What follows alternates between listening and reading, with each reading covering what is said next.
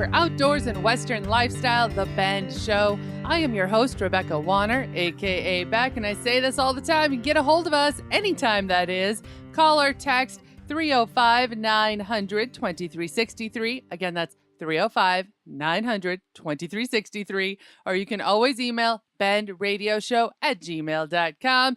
And Ride Long Shotgun, as always, is my co-host and producer, Jeff Tigger Erhardt. And producer. Yes, I gave you back that title. You're the magic man. Been 5.5 years, dude. I know. Well, hey, I haven't fired you yet. Yet. All right, so here is how it is. For all of you that have been wanting to catch up on what Tigger and I have been up to. We did a thing. We mentioned probably a month or so ago, maybe more than that we were considering purchasing our first Class C motorhome, and it has happened.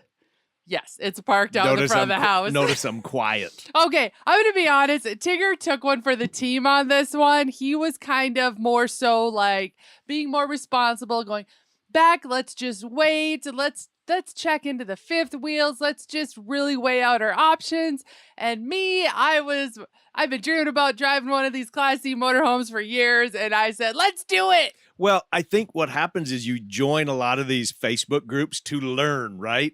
And you end up joining 15 different ones, and there are a lot of Facebook groups when it comes to RVs. Absolutely. I mean, RV hacks, RVs for beginners, something just special for Class Cs, gadgets, and all of this stuff.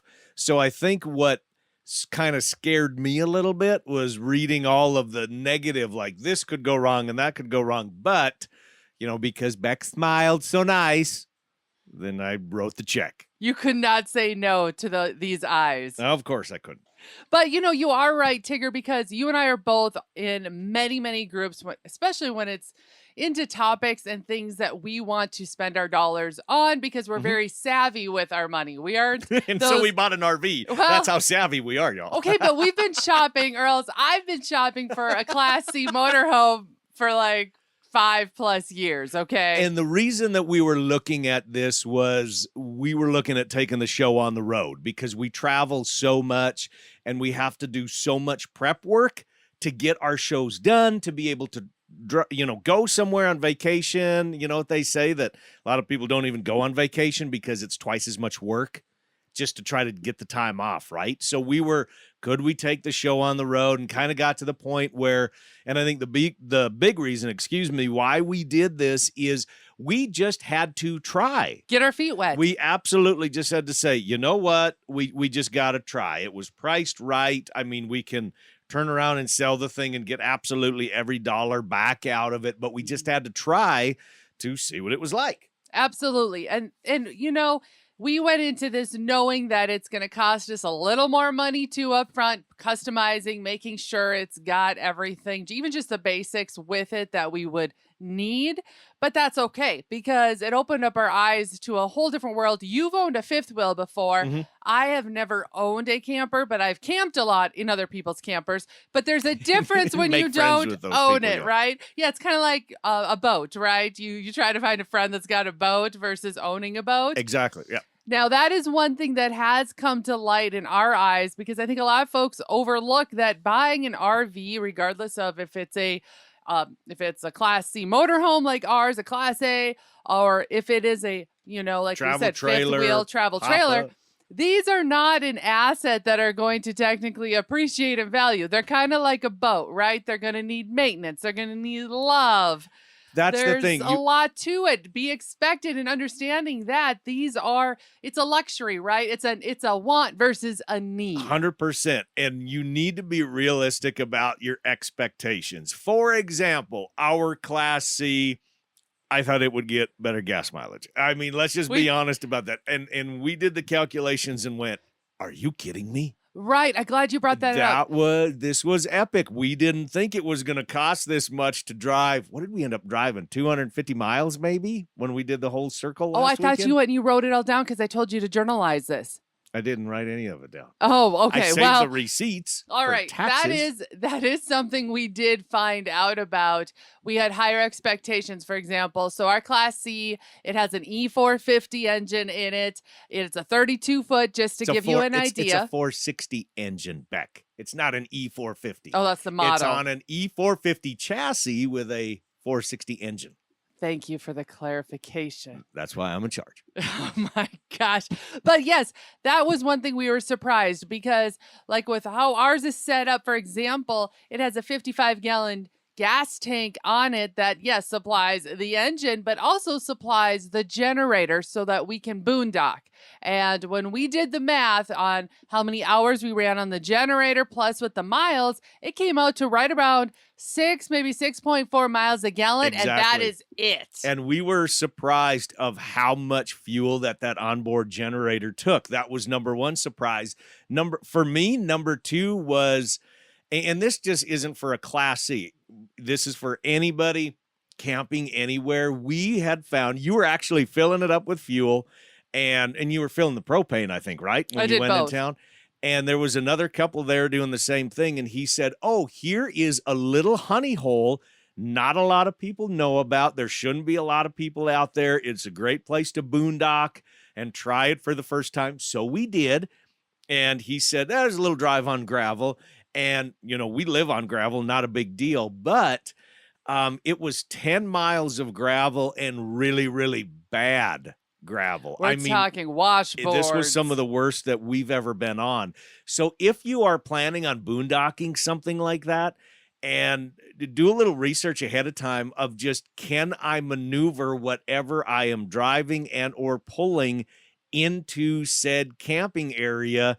Because you might get in, especially like if we were pulling a vehicle or towing a little Jeep or something behind it, we would have gotten into positions where like, now what are we going to do? Do we got to back this thing out a mile to try to turn around? Absolutely. And here's the other thing to think about. Tigger mentioned we live on gravel, no gravel roads very, very well. However, we found out real quick that some of these, because we ended up checking a couple of different off the radar little hidden gems, as you might call it, and they required several miles of gravel roads, but these were not well maintained. They had extreme washboards where we're talking Tigger can only drive about 10 miles an hour, and I could just see the look on his face was, how much is this going to cost me, as our rig was just, shaking and jittering, and just all you could think of was, oh my gosh, what's going to come loose? I got to walk around this as soon as we get done just to make sure everything's still A-okay. And I know those people that are avid RVers, they're probably laughing at us, but everybody needs to go through that first journey together as a couple too, to make sure that you can get everything the way that you need it. You understand how the machine works. You understand what fuses are where and how everything is hooked up. How about how just to level it if you don't have automatic levelers? Ours doesn't. So with it being a Class C, you have to drive up on the blocks and such. Now you're wondering, clearly we survived. We're still together. We didn't kill each other just trying to get it backed in and leveled. But those are not even close. No, we did it extreme, but we're used to that with stock trailers. It's just another day for us. But for those of you looking at going into that lifestyle, just a few things to maybe try at home before you hit the road. I think that would be the best thing, is to camp in your front yard. In the driveway, if you can plug it into the shop or something, just to get used to, okay, how does this whole thing work? Here's my second quick tip before we take a break, and that is to, if you don't know of a local dumping station to get rid of, say, your black tank, gray tank, all of that, to understand even the flow of how you do it, go during a time, put some water in your tanks, go during a time when it's not going to be busy, even if it's the middle of the day during the week, and go practice and dump it so that you don't feel stressed. Because we all know if you get to those national parks, some of those areas, the lines are long and they're wanting you to keep moving real fast. So that's my other little tip. Practice before you hit that road. All right, crew, we're going to take a short break. You'll be listening to more of The Ben Show right after this.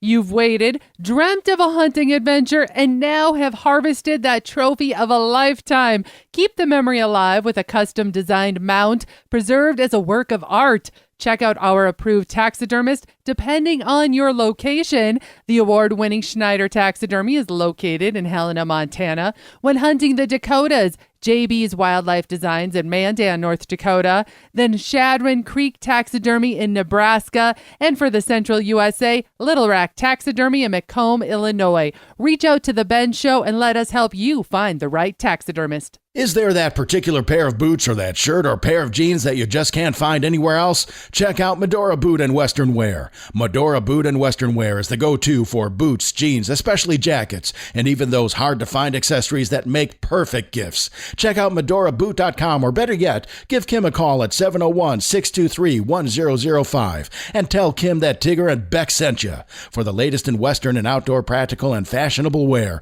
there is only one, Medora Boot and Western Wear.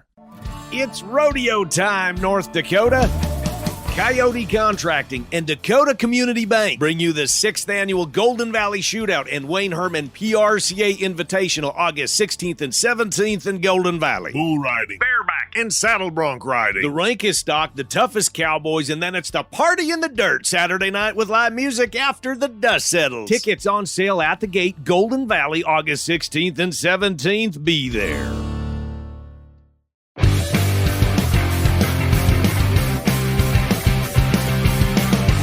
Welcome back to The Ben Show. I am your host, Rebecca Wanner, a.k.a. Beck, and riding along, as always, is my co-host, Jeff Tigger Erhardt. Now, you are getting packed up as we speak. You're off on another vacation, another adventure. Guess who's staying home again?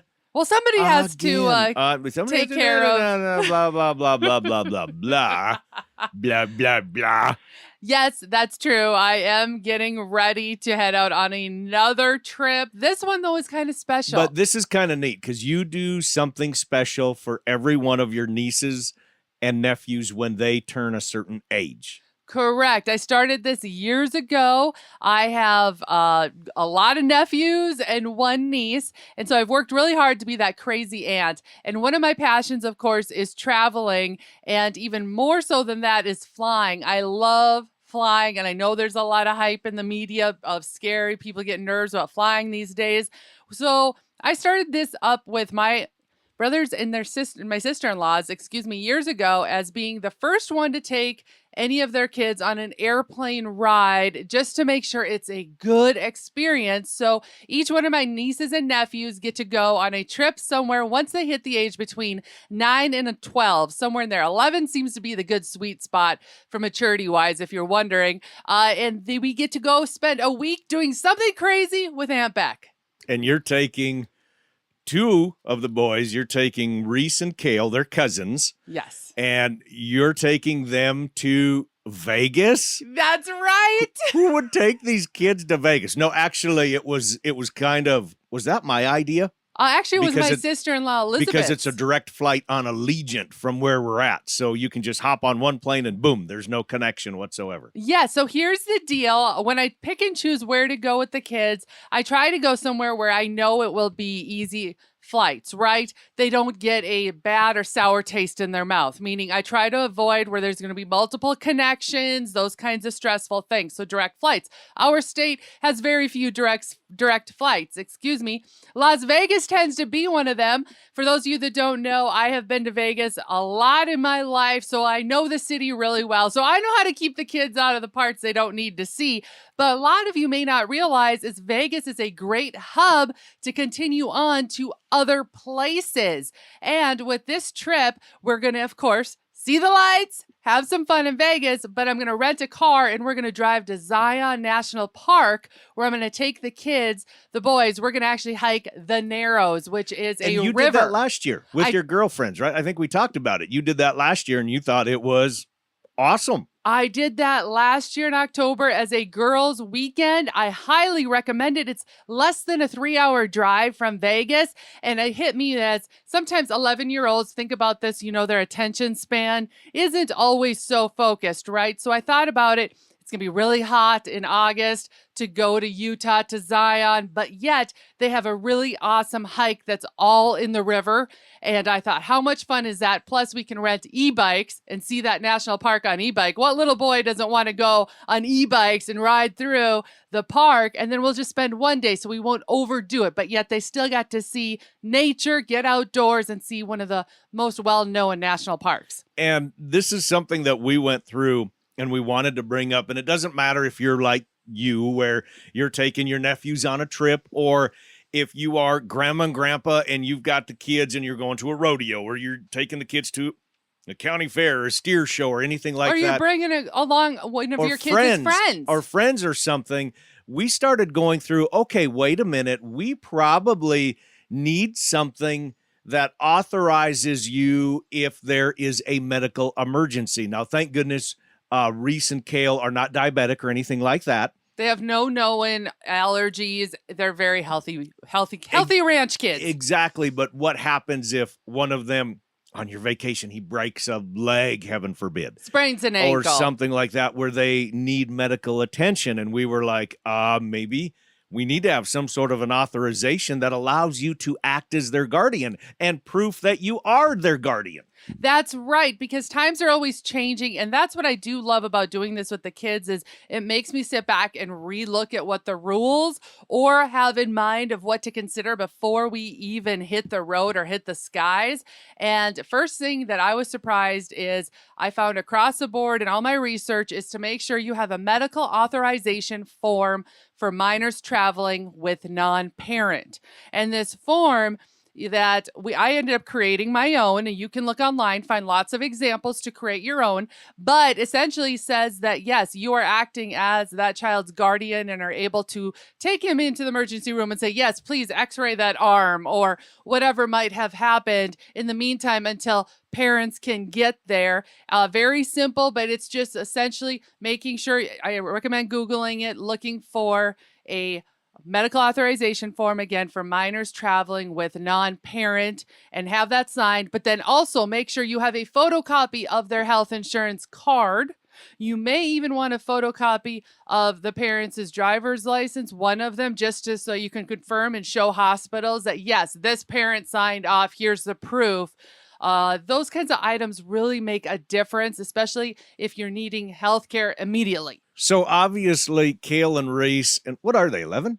11 years old. Both old, of them are yes. 11, and they don't have a driver's license or anything like that. So do they need to have any form of ID when you go to the airport, when they go through security, anything like that? Or do you need to have some sort of a form that says you are acting as their legal guardian? How's that work? Okay, because they're both under the age of 14, so yes, they don't have a driver's license, a driver's permit. But by the way, if you would like to get an ID for your kids for traveling, you can just go to your local DMV and say, I need to get an ID. It costs maybe $8 to $10. I highly recommend getting one. Cool idea, though. Yeah, very Neat cool. idea. If next time you go and renew your driver's license, just get one with the kids. The kid has to be with, though, by the way. But no, for flying domestically within the United States, you do not need any paperwork. However, it is highly suggested too, if you can, have a photocopy of the child's birth certificate with you, or otherwise have a paper signed by the parent stating that they acknowledge this child is traveling with you. In the past, I have never had an issue with that. I have never been asked to give anything. All the TSA agents have ever done to me in the past has asked the child, what is your name? What's your birth date? Who is this person traveling with you? And I have never had an issue. But these are good things to bring up. Like you said, the medical authorization form. That's a big one. That's a big one. That's one that I would have never thought of. I think of the other side, that if you're traveling with horses or livestock, you got to have brand release, and you got to make sure health papers are done and all of that, depending upon where you're traveling and in-state and out of that. But these are really good things to bring up, especially if, like you said, you're a non-parent that is traveling with the kids, doing something entertaining, and you don't want anything bad to happen, of course, but it's good just to have all of this together just in case something would ever happen. I always look at it this way. If I have all of this paperwork with me, I feel like I'm in the good graces of those above and am less likely to get asked or in trouble. This has been a great conversation. Thanks for asking me those questions, Well, Tigger. you're welcome, because I'm going to be back here and I'm the one making sure everybody's got their bags packed appropriately and making sure that the little boys keep the little pocket knives at home. That's the tough one, That's okay, with ranch kids. And you too. That's the same thing. I've been caught before. But that way I always have something to buy you at Christmas for your stocking, because you lose that same Gerber knife every single year when traveling. Well, on that note, let's take a short break. Yes, we shall. You're listening to The Ben Show.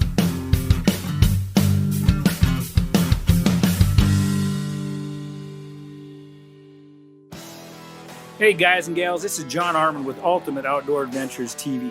Ultimate Outdoor Adventures TV travels the back roads to the backwaters in pursuit of the ultimate adventure in hunting and fishing. Join Team UOA every week for exciting action in the crosshairs of the outdoors.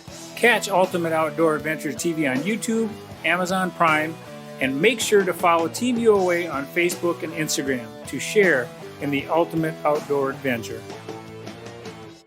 The hunt, the stories, the memories. This is Jake Fenrick with JB's Wildlife Designs. Let me capture and preserve that hunt, that story, that memory with a trophy mount to last you a lifetime. Look us up on Facebook at JB's Wildlife Designs to see samples of our taxidermy, and reach out at any time with any and all questions you may have. This is Jake Fenrick with JB's Wildlife Designs. Taxidermy is my passion. Let me preserve yours. This is Beck. First, I appreciate all of you for listening and making The Bend part of your week. Many of you have asked, how do I catch past episodes? The answer is super easy. Head to thebendshow.com and click on the Shows tab. There you can listen to every episode all the way back to episode 1. Podcasters, head to your favorite podcasting app and search The Bend. You'll find us. Be sure to follow and subscribe and never miss another episode again. Welcome back to The Ben Show. Florida's battle against the Burmese python just got fluffy. Researchers from the University of Florida have deployed 40 robotic rabbits across South Florida in what I'm going to say an innovative and maybe slightly adorable effort to lure and trap invasive pythons. These furry decoys aren't your average toy bunnies, though.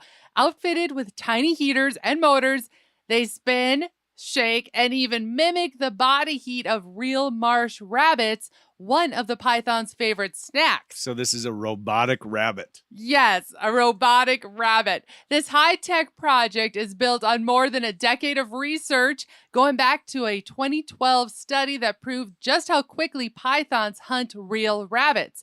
But using live animals is labor-intensive. Enter the robo-rabbits, solar-powered, remotely controlled, and strategically placed in python hotspots. Cameras track snake activity, and researchers are alerted when one slithers in.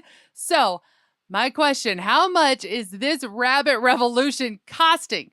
Get this, about $200,000 funded through state and research grants. To go into robotic rabbits. Yes. When rabbits are the most prolific mammal that exists on planet Earth, we have an abundance and an endless supply of rabbits, of bait, if you will, and we're going to throw money at a solar-powered, what did you say? They've got a little heater and they mimic a rabbit's movements?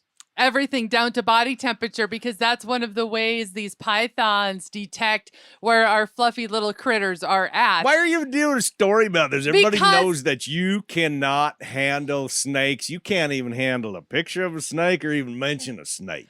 I can't handle snakes, period. And here's my other issue with this, because like I said, they figure about $200,000 has been spent on this, and they've been dealing with research for over 10 years. I don't understand why this would be thought as an actual great idea versus instead promoting the hunting and capitalizing on that of pythons, because we looked into this a little bit, and yes, pythons are hunted year round, okay? In Florida. In Florida, yes. Now you have to ethically take care of them, when you kill them. I mean, When you harvest them? Yes, you can't haul How them do you home do and that do it. ethically? You have to do it right there at where you found them. But don't they have a python challenge, like a hunting competition, kind of like a snake hunt type deal? The Florida Python Challenge actually just wrapped up a little over a week ago. And in this challenge, this is how big it was. They had 933 registered participants coming from U.S. and Canada. I just looked this up when you were talking about this. Over 30 states were represented. Yeah. People from 30 different states went to Florida for this python snake hunt. And that's kind of BA, crew. Get this, they had $25,000 in prize money on the table. So there ended up being, if you're wondering how many of these Burmese pythons were removed, they were able to harvest 195 of these pythons, with the first place going to an individual that ended up taking out 20 alone by himself. So I'm just sitting here looking at the dollars, okay? How can you not look at how maybe your money's being spent? I don't know. Let's try and promote maybe going down there to do some python hunting. I would imagine that you are not going to be on the top of that list, babe. That's all for this week, folks. And remember, keep sending us in your questions, anything spot-worthy we should share. And especially if you've got a recipe that is, I don't know, it's become your go-to this camping season. We haven't done recipes for a know. long time. We haven't gotten the Dutch ovens out or the hibachi. We haven't I want to experimented. know, what is your favorite summer barbecuing recipe? Send it my way. You can call or text 305-900-2363. Again, 305-900-2363. Or feel free to email bendradioshow@gmail.com. And if you missed part of this episode or want to hear past shows, you can find them all on our website, thebendshow.com. Be sure to subscribe on your favorite podcasting app and to the Ben Show YouTube channel. Finally, a big thanks to all of you listeners out there that came along. Whether you're coming or going today, though, stay with us as we ranch it up. And remember to keep up with me back all week long by following The Bend on Facebook and on Instagram at The Bend Show. This is Rebecca Wanner. Catch back if you can next week on The Bend.